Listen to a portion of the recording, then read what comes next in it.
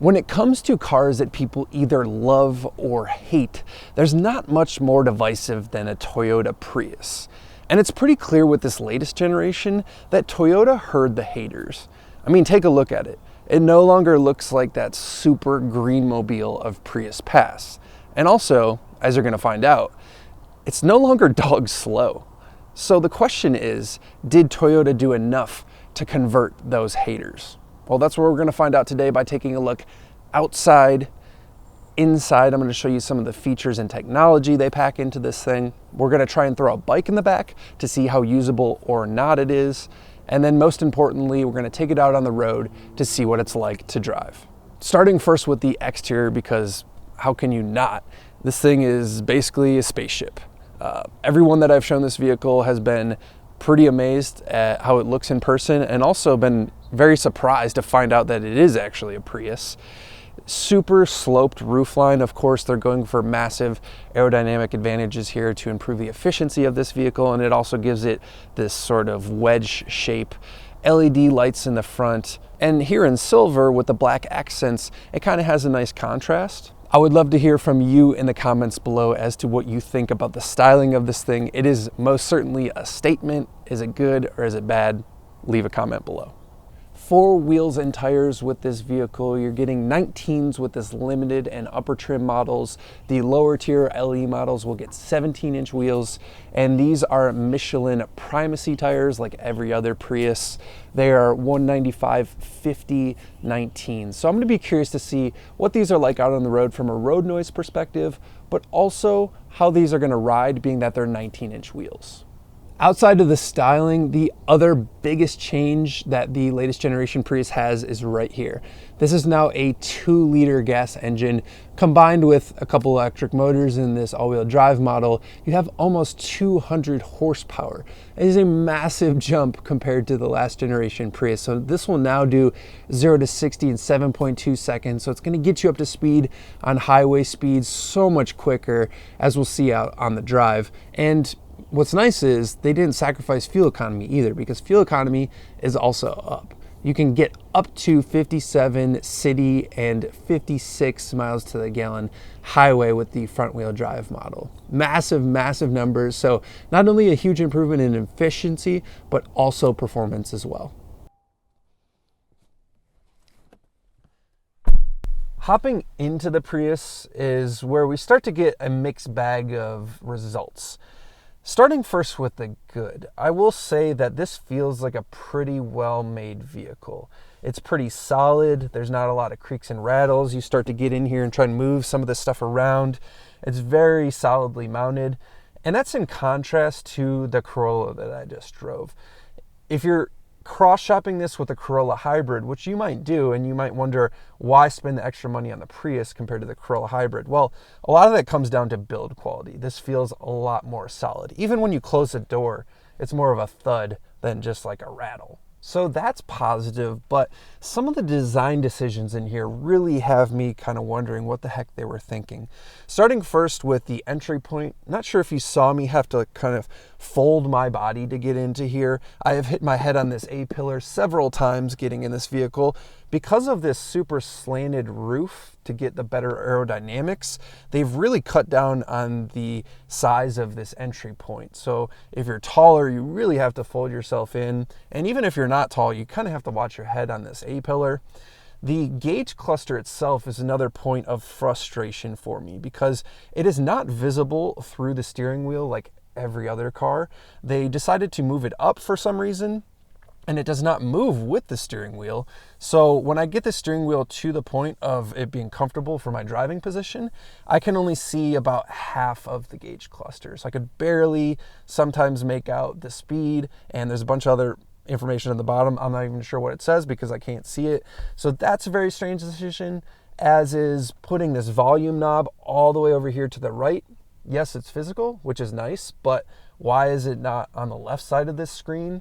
There's just some things here that don't make a whole ton of sense to me and are once again just design decisions. Now, going back to the positive, physical HVAC controls, which I do like, and they have a nice tactile feedback to them.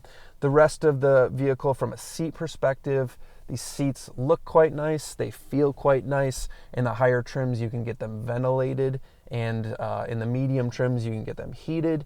So that's nice. They're very wide, so they'll fit a wide range of people, although maybe a bit firm.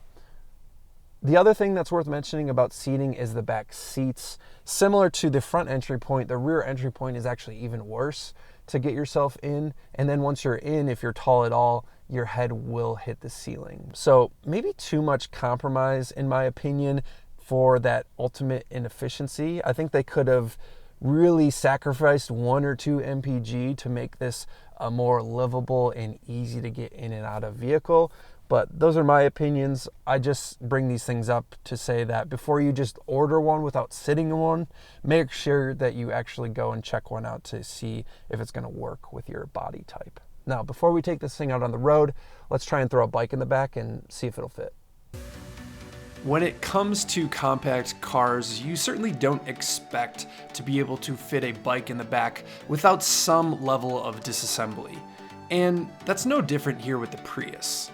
I will say though, however, the liftback nature of the Prius does still make it very easy to fit most bikes once that wheel is off. And that's all the disassembly that's necessary. And of course, if you enjoy the bike test, make sure you're hitting the subscribe button below so you don't miss future episodes.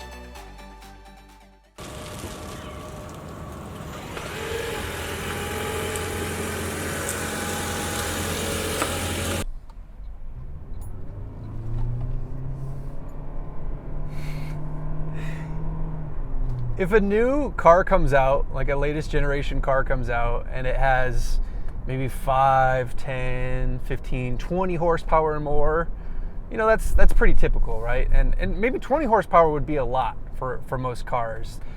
Most organizations, most car companies are trying to improve fuel efficiency to meet regulations. So, you know, the horsepower numbers come in small chunks.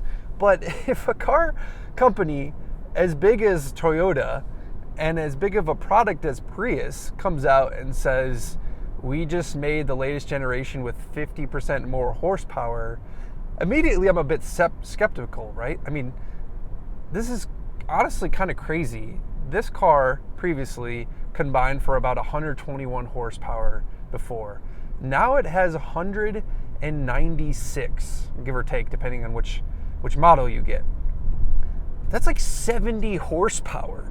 And we're not talking about 70 horsepower in a sports car where the car itself already has 500 horsepower. So as a percentage, you know, 70 horsepower is not that much, right? But this is crazy. Like 70 horsepower when you start with 120 is bananas. So the first thing when you drive this car is how much quicker it is than the previous generation. Now, it is by no means a drag race special. It's not fast, but it is like basically quick now.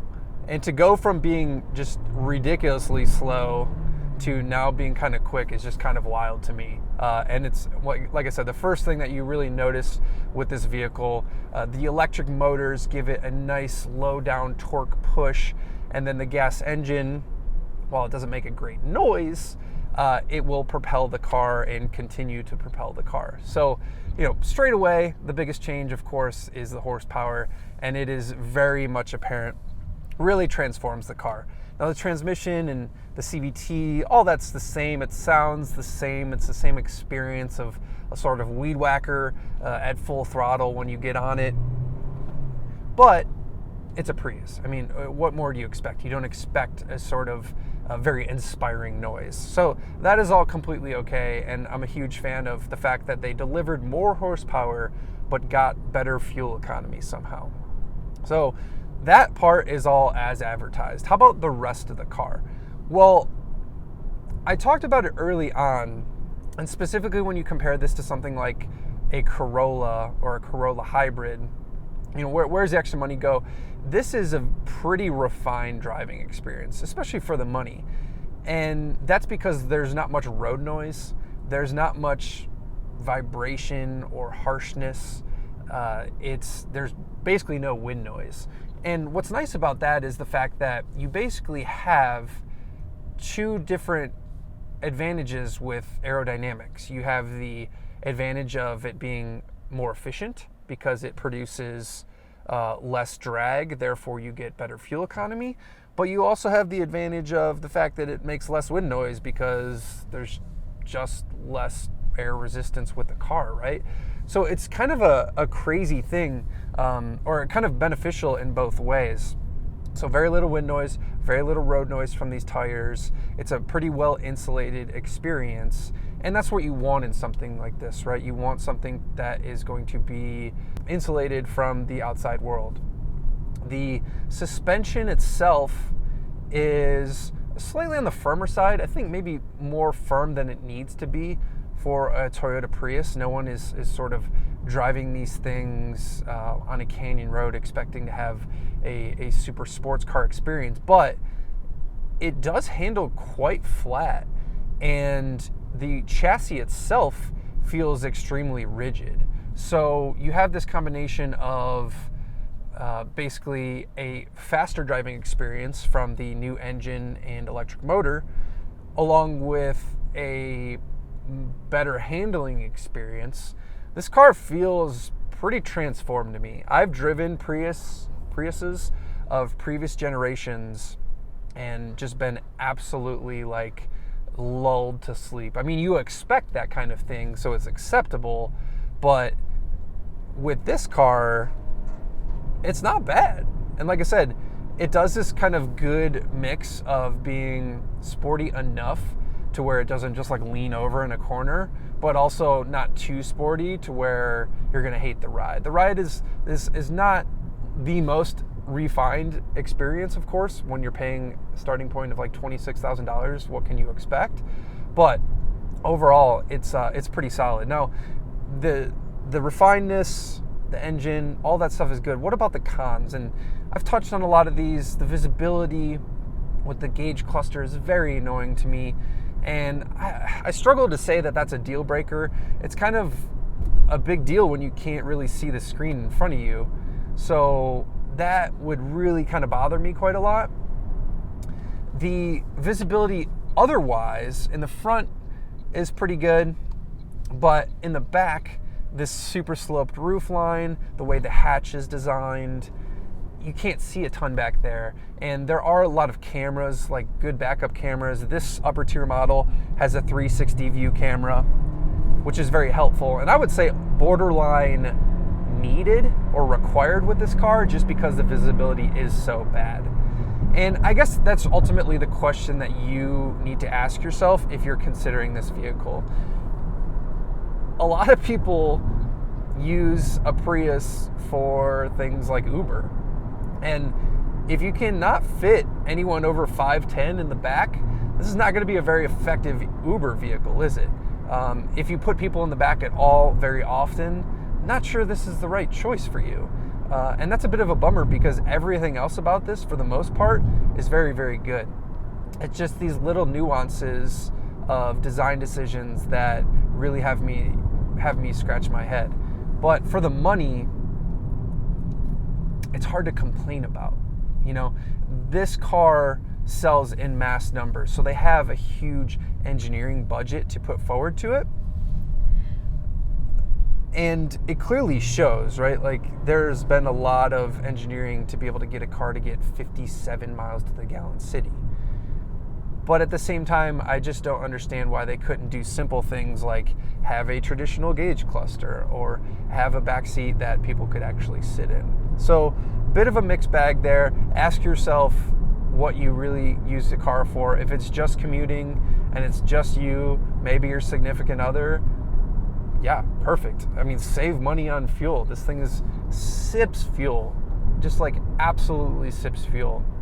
Now, the question that we set out to ask or answer initially was, have they done enough to kind of convert new people to this product?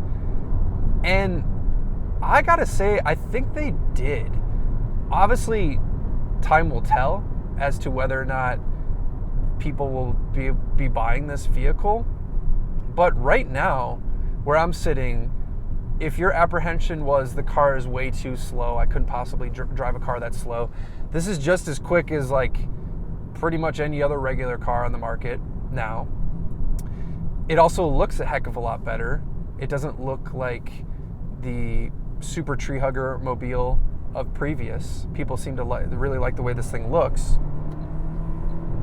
So, I mean, why wouldn't more people buy this car?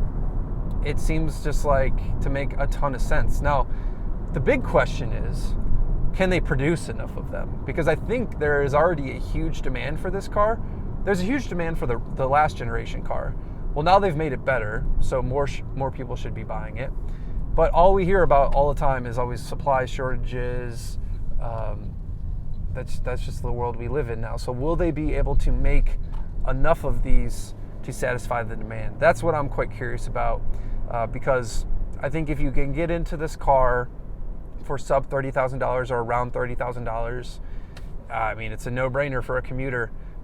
I mean, I'm a sports car guy. I like cars that inspire me and are fun to drive, but if you live in an area where all you're doing is sitting in traffic driving to work, this is a very refined experience, and it's extremely economical, and being that it's a Toyota product, it's probably going to work forever. So I get it.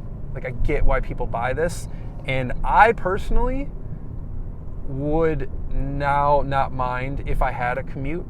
I wouldn't mind driving this every day just because of the improvements with efficiency, with the more power. I really wouldn't mind driving this. And what I'll say is, previous generations, I wouldn't ever consider driving them on a day-to-day basis. So I guess they've converted at least one pseudo hater in myself compared to their previous offerings. So let me know what you guys think in the comments below. I've been pretty surprised by this vehicle. I had high expectations. There are some quirks to it. I've gotten a little bit used to them. Still would prefer if the visibility was different, but it's not to the state of being unlivable / like not something that you can overcome. It's mostly stuff that you can just get used to. So thanks for watching. Appreciate it. If you made it to this far in the video, make sure you hit that subscribe button. Make sure you hit that like button. And I'll catch you on the next one when we're not reviewing a hybrid. Or if it is a hybrid, hopefully it's a performance car. See ya.